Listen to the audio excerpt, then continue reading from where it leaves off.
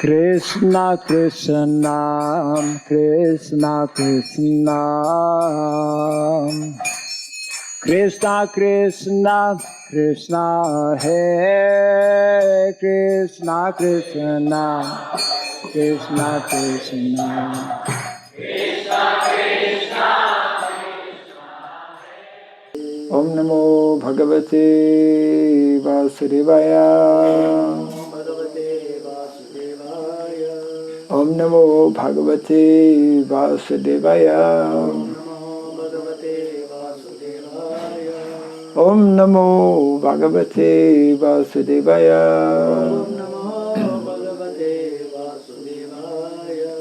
Om Sarabhyai Namaha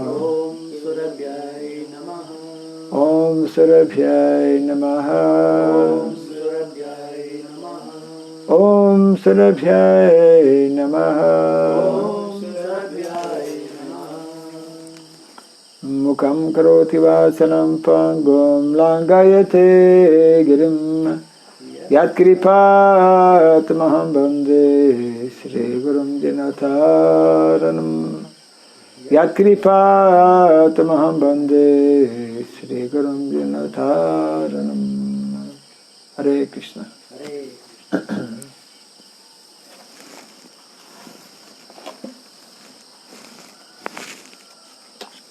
Welcome to our Friday morning Bhagavatam class. We continue from Canto number 4, chapter 20, which is entitled Lord Vishnu's Appearance in the Sacrificial Arena. And today is text 7. Correct? 7.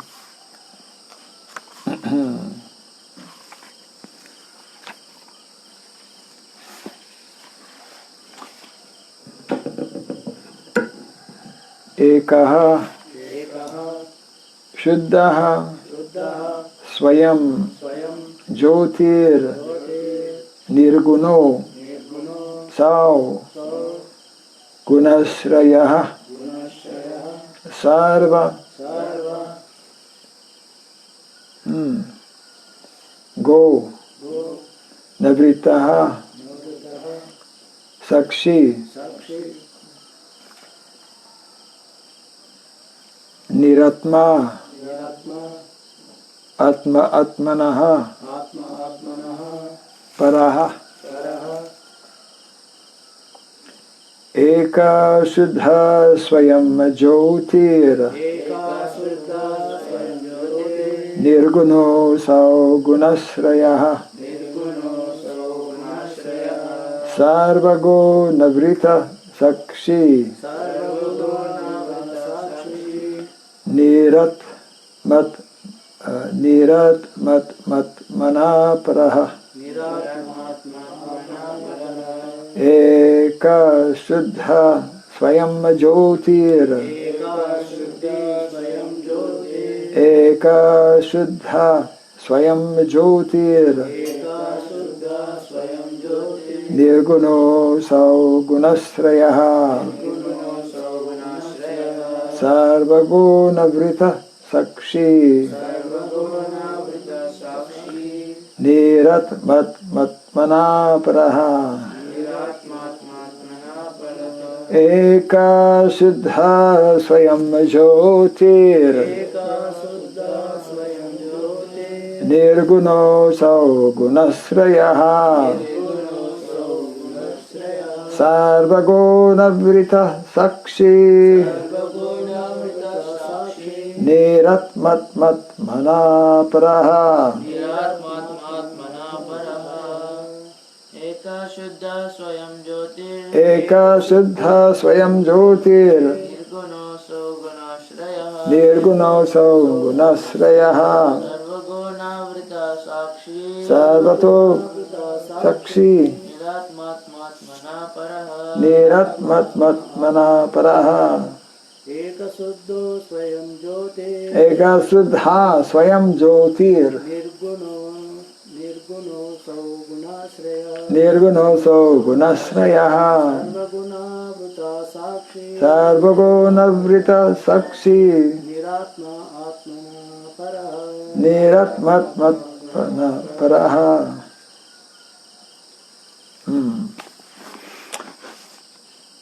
Ekaha, Ekaha one. One Shuddhaha, Shuddhaha pure. Pure Swayam, Swayam self. Self Jyotihi, Jyoti effulgent. Effulgent Nirgunaha, Nirgunaha without material qualities. Without material qualities Asau, Aso that. That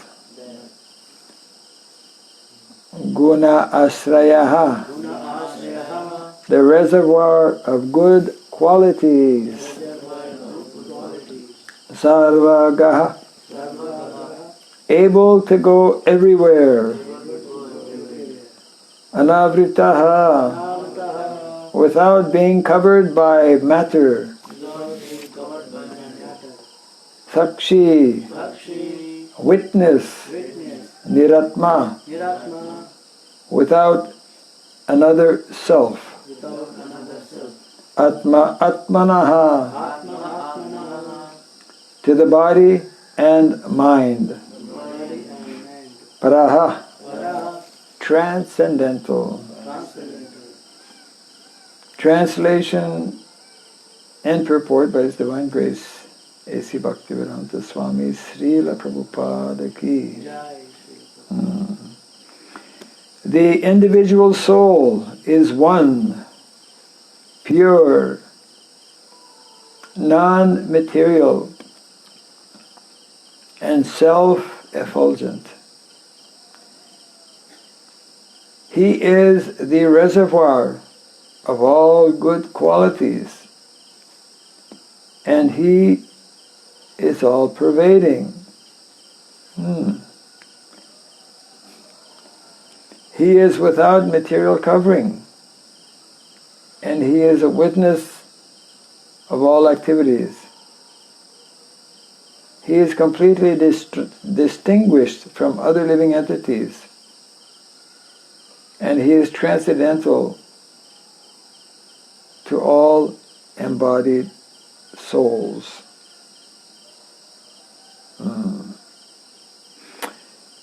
Everyone kindly repeat after me. The individual soul is one,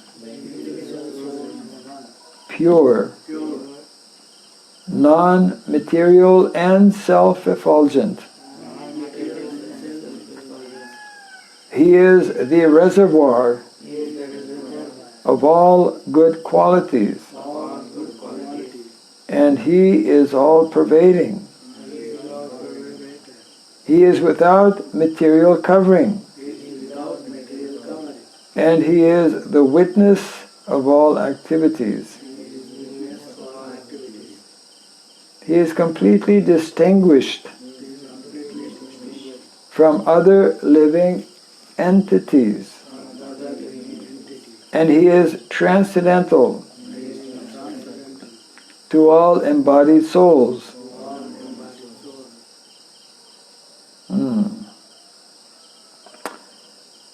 Purport.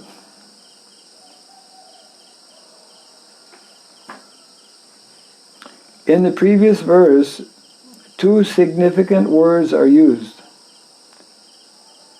Asam saktaha, meaning without attachment, and buddhaha, meaning fully cognizant of everything. By full cognizance, it is meant that one should know about his own constitutional position, as well as the position of the Supreme Personality of Godhead. According to Sri Vishwanath Chakravarti Thakur, in this verse, Lord Vishnu is describing himself, or the Paramatma. As we read this verse, actually, it was not clear. it speaks about the individual soul. Normally the individual soul means our respective individual souls, yeah. So this is, that's why it's good to make reference to the previous acharyas. So, according to Sri Vishwanath Chakravarti Thakur, in this verse, Lord Vishnu is describing himself, or the Paramatma. The Paramatma is always distinguished from the embodied soul, as well as the material world. And therefore, he has been described as Para.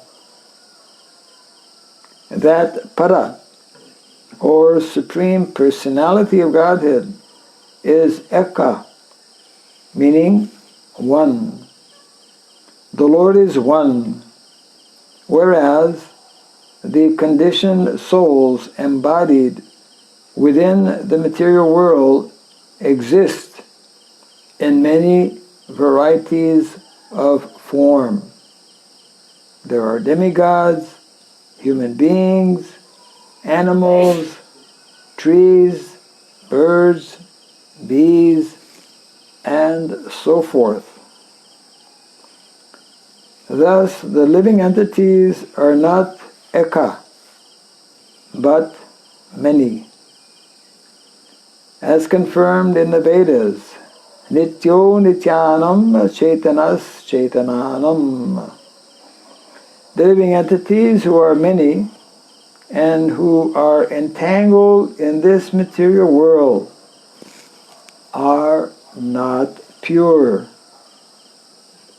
However, the Supreme Personality of Godhead is pure and detached due to being covered by the material body. The living entities are not self-effulgent, but the Supreme Personality of Godhead, Paramatma, is self-effulgent. The living entities, being contaminated by the modes of material nature, are called saguna, whereas Paramatma, the Supreme Personality of Godhead, is nirguna, not being under the influence of the material modes. The living entities, being encaged in material qualities, are gunasrita, whereas the Supreme Personality of Godhead is gunasraya. The conditioned soul's vision is covered by material contamination. Therefore, he cannot see the cause of his actions, and he cannot see his past lives. The Supreme Personality of Godhead, not being covered by a material body, is the witness of all the activities of the living entity. Both of them, the living entity and the Paramatma, the Supreme Personality of Godhead, are Atma, or Spirit. They are they are one in quality, yet they are different in so many ways, especially in regard to the six opulences the Supreme Personality of Godhead has in full. Full knowledge means that the Jiva Atma, the living entity, must know both his position and the Supreme's position. That is full knowledge.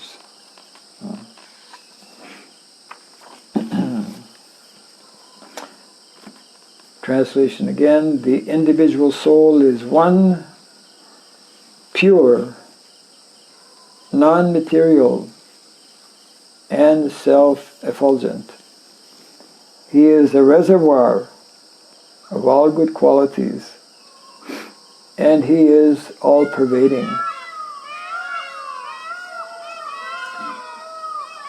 He is without material covering, and he is the witness of all activities. He is completely distinguished from other living entities, and he is transcendental to all embodied souls.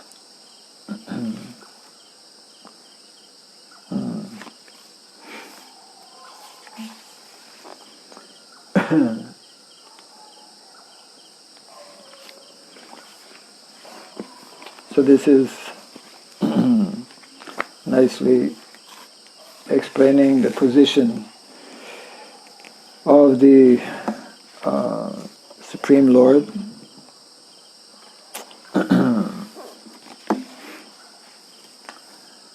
Either manifest in his original transcendental form as Krishna, or through his different expansions, especially in terms of the Paramatma situated within not only the heart of all living entities, but Paramatma also being all-pervading, situated in every single atom.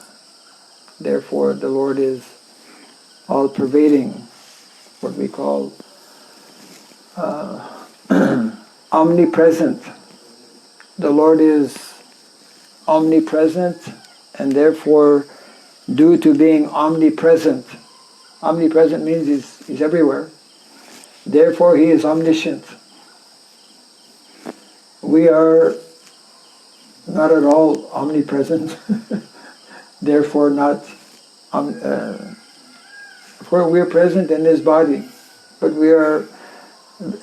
Although we're present in this body, we're not omniscient. We don't know anything about, or everything rather. We know something.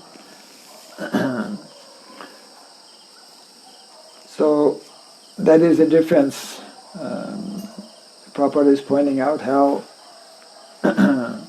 one who is actually situated in knowledge, and of course this is directly related with fundamental basic knowledge given in the Bhagavad Gita, understanding the difference between the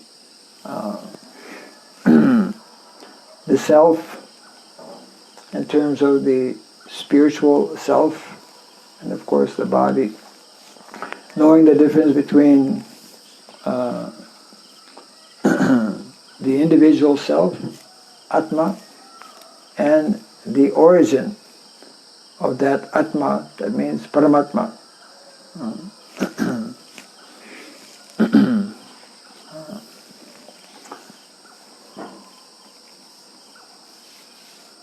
So therefore,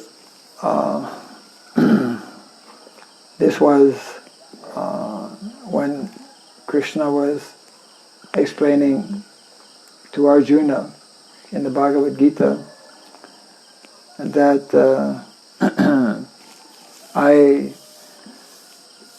whatever knowledge I am revealing to you today, O Arjuna, this same knowledge I have given to the sun god, Vivaswan. And then Arjuna asked the question, how is that possible? We are practically of the same age, and Vivaswan is And then Krishna explains that actually you were also present at that time, but you cannot remember because you are changing bodies. So that is one of the main differences. The living entity, due to changing body, forgets about his real spiritual identity, whereas the Lord always remains in his original transcendental form, and therefore when he appears, when he incarnates in the material world and performs various pastimes, as Prabhupada explains, it's not that the Lord becomes the Lord at a particular time, even from the very early beginning, from his childhood.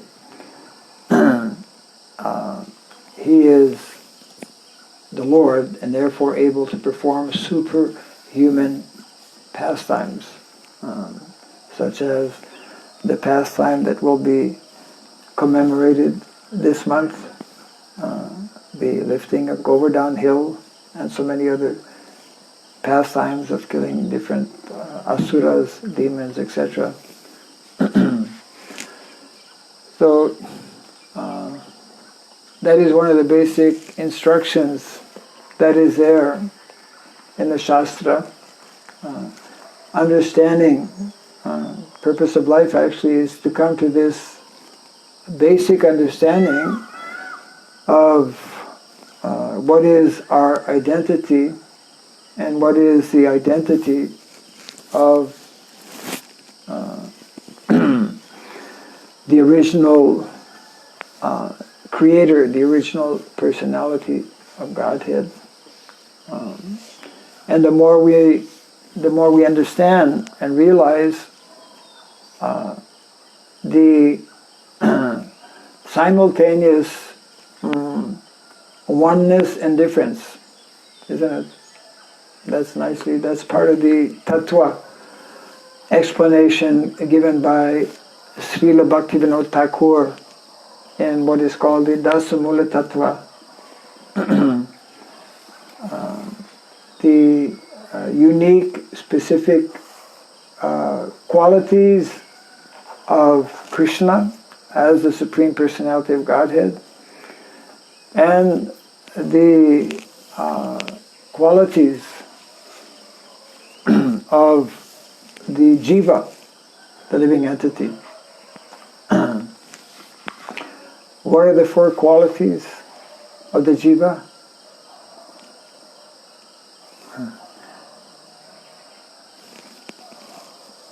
Four qualities means, as nicely presented or explained by Srila Bhaktivinoda Thakur, there are four, we could say, attributes, four attributes of the living entity. I think they teach that in Bhakti Shastri. You're taking Bhakti Shastri, yeah? They speak about Dasamula Tattva. Bhakti Shastri, not complete. Yes. They probably cover in a different way without using those terms as such, but it's very useful. Our acharyas actually, when we read,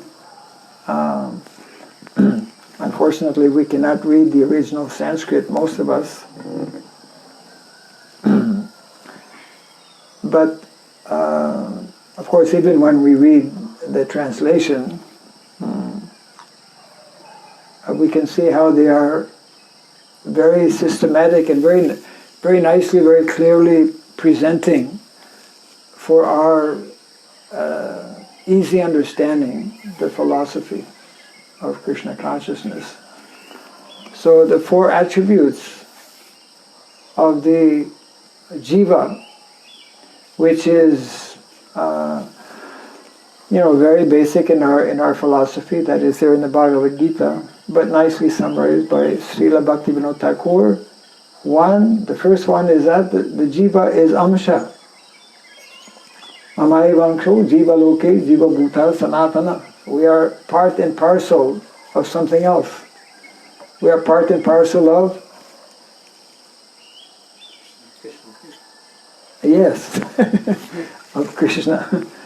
We are Atma, but we are part and parcel of Param Atma, of the Supreme Atma, the original Atma. So Amsha. Amsha is the first attribute of the living entity, the spirit soul. Second attribute is living entity can be,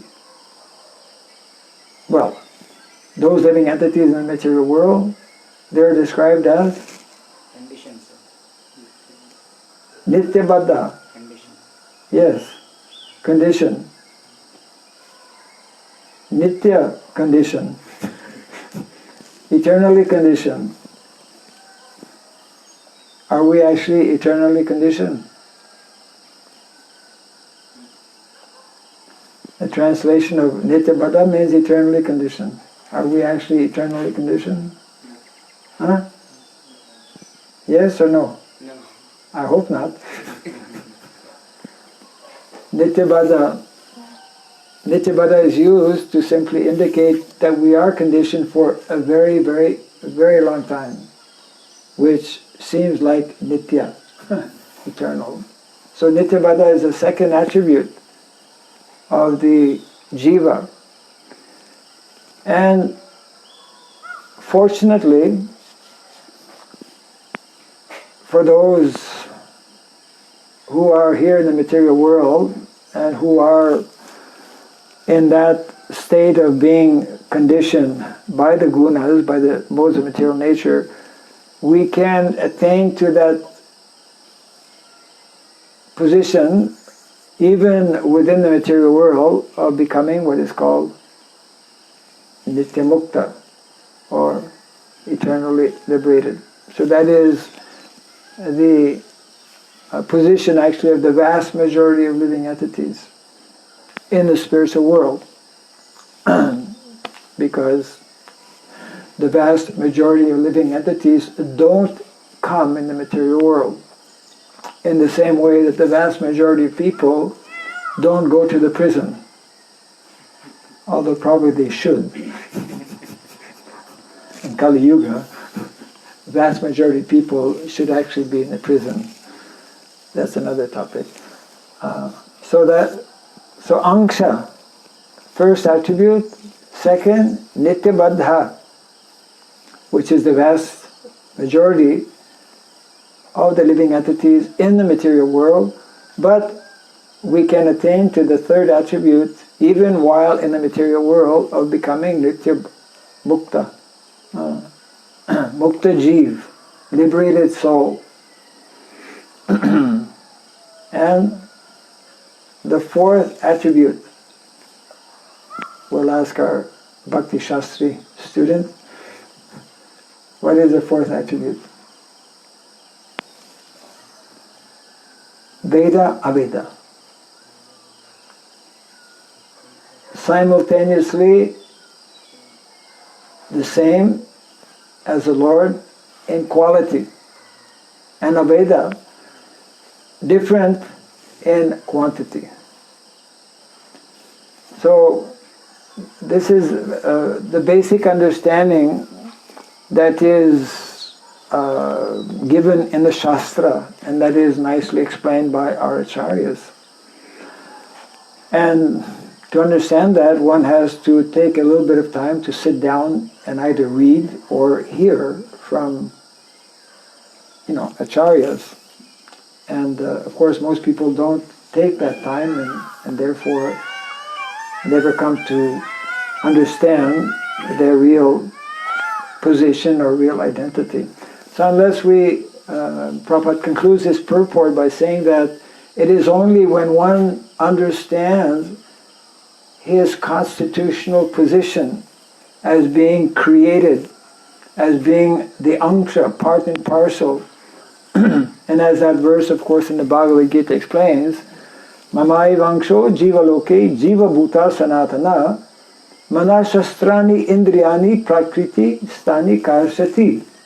Because that living entity, anksha, is connected with the mind and the senses, or is on the platform, on the mental platform, and on the platform of the body, of the senses. Therefore, all such living entities who identify with the mind, with the senses, are struggling very hard in this material world. Therefore, to stop our struggle and to put an end to our suffering, we need to come to this position of knowledge, which is nicely explained in this verse this morning. And it is, of course, as rightly pointed out by Srila Prabhupada in the purport, quoting Vishwanath Chakravarti Thakur, the Lord is describing, although, so like this, sometimes it may not, if we just read this verse, when I was reading the verse, I was thinking, the living entity is not exactly like that, actually. I mean, and it's, of course, confirmed in the purport by Srila Prabhupada. So, that means that it is not so easy, not always immediately clear what is mentioned in the Shastra, and therefore it is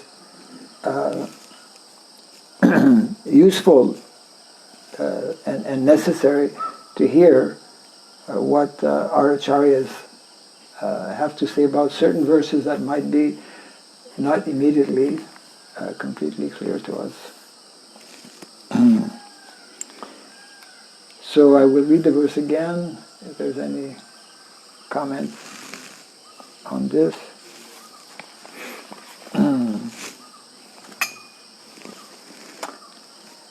So this was text number 7. The individual soul is one, meaning the super soul here. Non-material and self-effulgent. He is a reservoir of all good qualities, and he is all-pervading. He is without material covering, and is a witness of all activities. So, yes, the super soul is witness to all activities. He is completely distinguished from other living entities, and he is transcendental to all embodied souls. So what are the 4 attributes of the jiva? Amsa, part and parcel. Then Nityabadda, eternally conditioned for those who come in the material world. Number 3, Nityamukta, eternally liberated. Even those who do come in the material world, they can regain their original constitutional position. And the last, Veda Abeda, yeah. Therefore we, those who are followers of Lord Chaitanya Mahaprabhu, that is, he is known as having especially nicely explained this Achinta Veda Veda Tattva,